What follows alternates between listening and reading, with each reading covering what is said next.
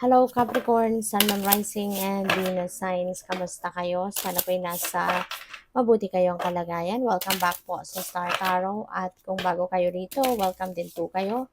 Please subscribe, like, share my videos, and leave me a comment kung nakaresonate kayo. So, first card ni Capricorn, we have Archangel Zadkiel. Ayan, so this is about self-acceptance, compassion, forgiveness. So, po pwedeng sa sarili mo to, you know, maaaring tatanggapin mo na rin, no, ang sarili mo, yung buong ikaw, yung buong mong pagkatao. Kasi maaari in the past, meron kang pag-aalinlangan sa sarili mo. Maaring meron kang, there is something in you, no, na hindi mo matanggap, pwedeng ganon. Or hindi mo ma-appreciate na meron kang ganon, no. Kaya maaari na ngayon, magbabago na yung pakiramdam mo, magbabago na perspective mo, mapapatawad mo na rin ang sarili mo for not accepting for who you really are, 'di ba? Iiral na dito yung compassion mo, 'di ba? Para sa sarili mo din. Kaya tatanggapin mo na yung kung ano man itong parte ng buhay mo or parte ng sarili mo na dati hindi mo na matanggap-tanggap, no? So ngayon, you will be able to be happy na kasi ikaw na 'to, 'di ba? Wala ka nang i-sugarcoat, excuse me po, wala ka nang i-sugarcoat, wala ka ng pagtatakpan, wala ka nang itatago, 'di ba? So, mas magiging masaya ka na. So, what else? We have Archangel Raguel. There is justice, harmony, and solutions. So, this is really good kasi justice will be served. No? Kaya magiging masayang-masaya ka na din talaga. Kasi kung ano yung para sa'yo, makakamit mo. Kung ano man ang pinaglalaban mo dito, makakamit mo na yan. And you will have harmony within yourself.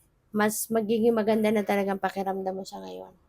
So, yun. Kung may mga problema man, masosolve na din yan. Kaya, this is really a happy time para sa'yo.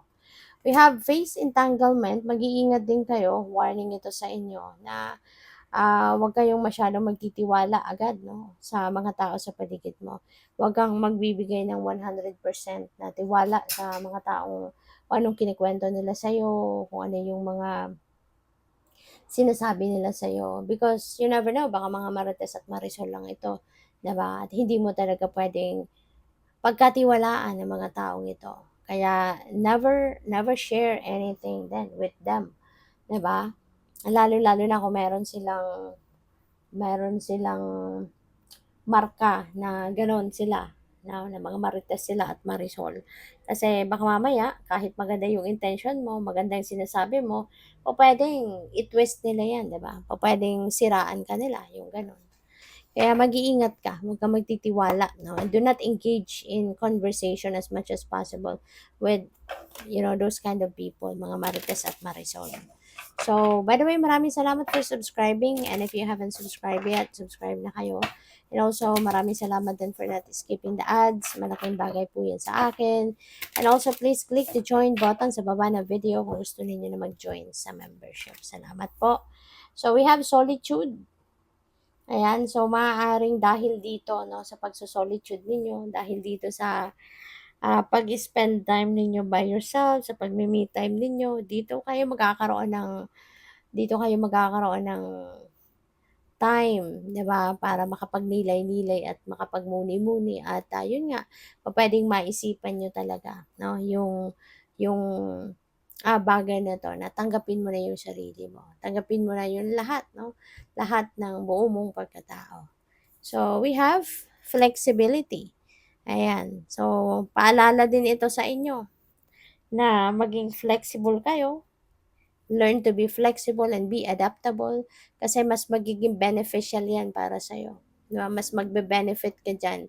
Magiging maganda ang epekto niyan sa buhay mo if you are going to be flexible, marunong kang mag-adjust, marunong kang sumabay sa agos ng buhay, 'di ba? Mas magiging smooth sailing, no, ang iyong journey.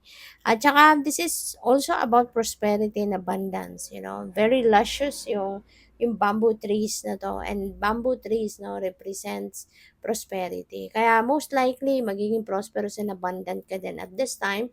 maaaring maraming financial blessings, no, ang pupuwedeng dumating sa'yo sa ngayon. So, we have power, ayan. So, maybe you are going to start, um, using your personal power or yung willpower mo. Kung dati siguro hindi yan ang kung dati siguro hindi mo nagagawa 'yan, pero ngayon 'no, maaaring finally magagawa mo na din 'yan. Finally siguro, mababawi mo na din 'no, ang personal power mo kasi baka in the past you have surrendered 'no, your personal power, to other people. Baka hinayaan mo na ang ibang tao yung magpatakbo ng buhay mo, baka hinayaan mo na ibang tao yung mag-ano sa'yo, desisyon para sa'yo, mga ganyan. Pero ngayon, hindi mo napapayagan yon, 'no. Babawiin mo ng kapangyarihan mo over yourself at, ikaw na yung masusunod ngayon. Kung ano ng desisyon mo, ano ng gusto mo, yun na yung masusunod. So, that's good. So, we have 7 of Cups, ayan. So, maaaring ito yung kailangan ninyong pagmuni-munihan. Kasi there are multiple opportunities na pupuwedeng kumakatok na sa'yo ngayon at, maaaring nalilito ka, naguguluhan ka kasi hindi lang ito iisang oportunidad. So, para na 'di ba, makapamili ka, siguro 'yun nagmimini-mini mo ka, 'no? Kaya, kailangan mong pag-isipan mabuti. Every decision that, you need to make, kailangan talagang pag-isipan mabuti para hindi ka magkamali, para hindi mo pagsisihan, no, in the end. So, what else? We have the Chariot. Wow, so may travel, 'no? Maaaring kayo ay babiyahe. Pupuwedeng yung mga opportunities na 'to, ah, maybe that is related to traveling. Baka that is going to give you an opportunity to travel for some of you. At, si Chariot din ano din ito, success energy. Kaya maaari din na meron kayong pagtatagumpayan sa ngayon. Maaaring meron kayong bagay na you are going to survive, may sitwasyon na masu-survive mo 'to, mapagtatagumpayan mo, mahahanap mo yung solusyon dito, 'no? Kaya you will be moving forward na. You will be starting to move on, 'no, in your life na masaya ka, excited ka din sa pupuntahan mo, yung gano'n. So, what else? We have Knight of Cups. May offer ang iba sa inyo. Baka ito yung pinagtsitsismisan ng mga taong ito. Baka kumukuha ito ng impormasyon sa'yo. Kasi baka may alam na sila na baka merong magpo-propose sa'yo, lalong-lalo na kung may jowa ka, 'di ba? Baka nalalaman nila na may magpo-propose na sa'yo or nalaman nila na meron naliligaw sa'yo, kaya baka 'yun, namimingwit ang mga 'to ng information from you. Kaya 'yan, mag-iingat ka. Kasi si Knight of Cups, puwedeng ano 'to, proposal, 'no?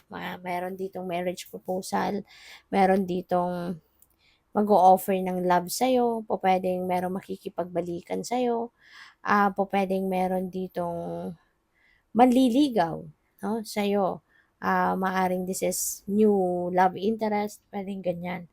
Or pupuwedeng merong magso-sorry, 'no, baka merong mag-a-apologize sa inyo rito kung sino man ang merong pagkakamaling ginawa sa'yo. Okay? So, good luck. Good luck. Thank you for watching. Love and light. Namaste.